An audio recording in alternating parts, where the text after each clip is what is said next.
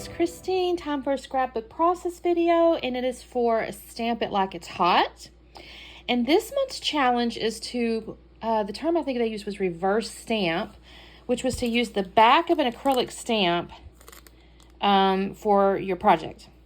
Now, that was a bit puzzling to me at first. The examples they showed, somebody had given a couple examples. Somebody used like the back of some stuff to create some bricks, and then somebody had used some for, I don't know if it was clouds or something. But anyway, I thought, okay, that's kind of interesting. Now, that being said, I'm going to tell you a story in a minute about this cute little face and his stinker self, because I found this really cute set in my stamps over there when I was looking for something to use by Inky Antics, and it's this cute little set of, I don't know why I even got this. I might have won it because I've never had a dog until now. Of course, the kiddos have their dogs here. So this is called Delightful Dogs by Inky Antics. And it's funny because it's like, it says, "Oh crap, I really messed up. I'm sorry, forgive me, oops." And, you know, it's this little dog. And he's like, "Oh, you know, well, yeah, I'll get into that in a minute." So I got that. And then I also got into, I'm going to curate a kid here. I went looking in my animals section and I found these paw prints. I don't know if I'm going to use these though, because I did then find this collection, which is technically a cat's life. However, there are some things in here that are possibly usable. I do like this kind of, I hate to use the word masculine color palette, but kind of. It's got like this blue, and I think this is kind of masculine. And then I found this sheet here. I think it can still be like a dog's paw prints. I think the reason it's cats is because of the little fingernails on it, but honestly, the dogs have fingernails too, you guys. So I think I'm going to use these, and I have this. I may put the stamps on this. I haven't decided. I need to practice on white. I may color them. I pulled out my Copics too, so I may actually color. The problem is this dog is a little furrier than Flynt, but I don't know. We'll see.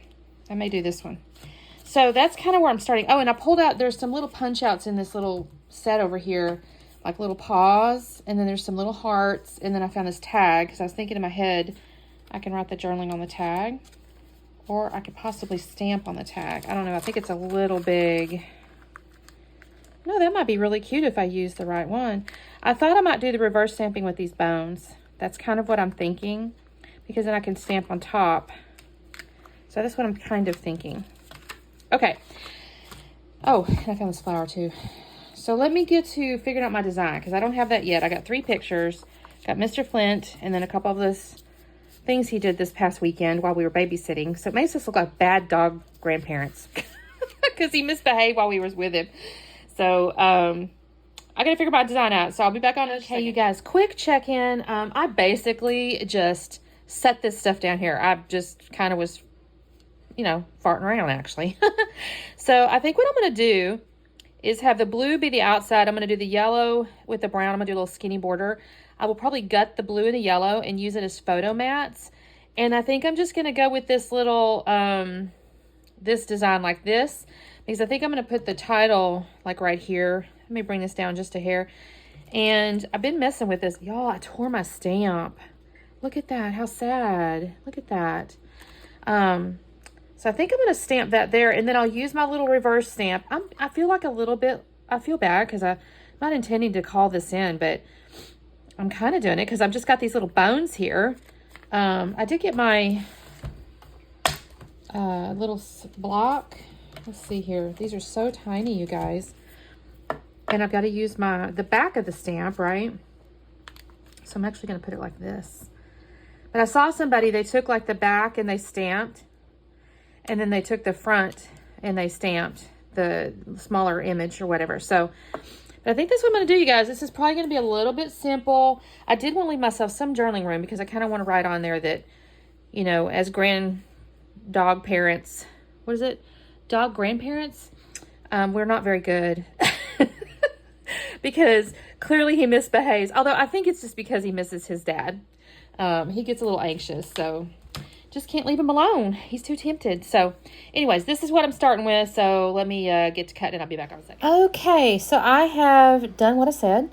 I have gutted the blue and the yellow, and I trimmed down the base of it. So I got like the white, or excuse me, the white.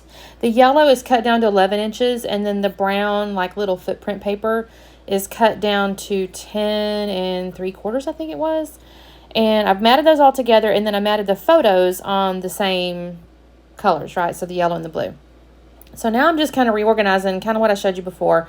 I do put foam up behind the picture of Flynt and the right-hand picture of the chewed up little llama. Y'all, that was the funniest toy. I shouldn't even tell you what I thought when they pulled the squeaky thing out. It looked like a dirty toy. They were chewing it and squeezing it. Oh my gosh. I had to throw it away though, because I got worried if they happened to chew open the plastic or something. I didn't want to get it, stuck in their throat or something. So I had to throw the thing away. But so basically the pictures here, that's Flynt. That's the picture in the lower left. He's a little, I don't know what his little mix is. He's got like a pit and a terrier or a lab. And I don't know. He's a rescue. Seth got him a couple years ago, I guess. And he's an adorable dog. His little face is adorable. His little eyebrows, they move. And generally speaking, he's a good dog. But he is anxious. He just has, we suspect he was abused as a very small puppy. And so when Seth's not around, he gets very anxious. And I think he chews when he's anxious. So most of the time, I kind of blame myself if he's chewed up something. It's because it's been left where he can get to it. And we know better if we leave him alone. So in all fairness, the bedspread kind of upset me. So the one picture on the left and the top left is our bedspread, and I had left our bedroom door open. We were gone less than 30 minutes, but he evidently got anxious because Seth's out of town or was out of town. And then the toy, okay, toys get chewed up, but it was just funny because he was systematically, I caught him systematically removing the stuff. It wasn't even like he was just chewing and chewing. He was just removing it. So that's the pictures. Now, you've kind of been watching me, do the stamping there. And so you can kind of also see I tested it on the back side of the stamp packaging. I used tea dye. I started off with two kind of darker browns, and I realized that wasn't going to work right. So I ended up using, as the little back side or the reverse stamp, tea dye, and then I used Vintage Photo for the little doggy bone. And I kind of thought to myself it looked like little spots, like little doggy spots was kind of what I was thinking on my little tag there. And then I did use the brown Vintage Photo, I think it was, for the little doggy who's kind of bent over hiding his head on the tag.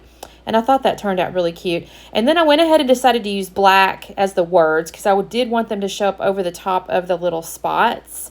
And it just says, "Oh crap, I really messed up." I think this is an adorable stamp set. I mean, it could be a great, honestly, I could see it as a card, like a belated birthday card or something like that. I think that might have been maybe the intention behind it, but I think this worked really good with this layout. I think it's just adorable. And then I'm going to actually go back into the paper pad and pull out letters to spell out "Oh Flynt." And I'm going to do that in just a second. This little yellow flower here, I really wanted to use it. I had it underneath the tag because I was going to put his name above it.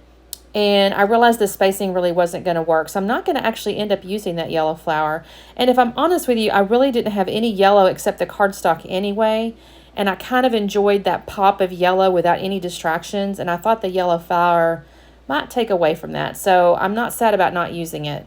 And you'll see that in just a moment. I'm going ahead and because I did put that right-hand photo up on foam, I'm putting the little red paw print up on foam. And I will put those two red hearts on the little foot up there in the upper left. I'm actually going to organize that just slightly differently, but they're going to end up on foam. There were little paper boogers, so I'm just taking my little nail file and just kind of filing them off. It's not for, I've mentioned this before, it's not for distressing purposes. It's just to get the little paper tag boogers off of there. So that's kind of how that's going to go. But this is, I think, where I realized that if I when I start putting the letters down, I start with O first, and I thought, well, I'll put them on top of the brown, and realized that's not going to work. It wasn't going to show. You'll see me do that in just a second. It's just disappearing, completely disappearing. And I go, that's not going to work. So then I thought, okay, well, let me get his name out. And those letters are a little bigger.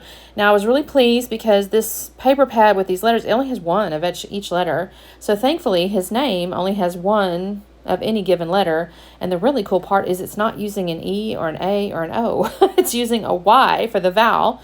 So that was wonderful. Now, the only bad thing is it did use an N.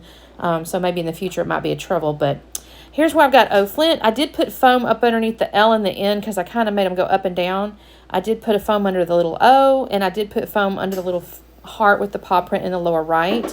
And then I did use my Mr. Huey's and sprinkle a little sprinkles around. I don't know what I'm doing now. This is the top of my head. Oh, I'm writing. Duh, I'm journaling. It says, "Who can stay mad at this cute face?"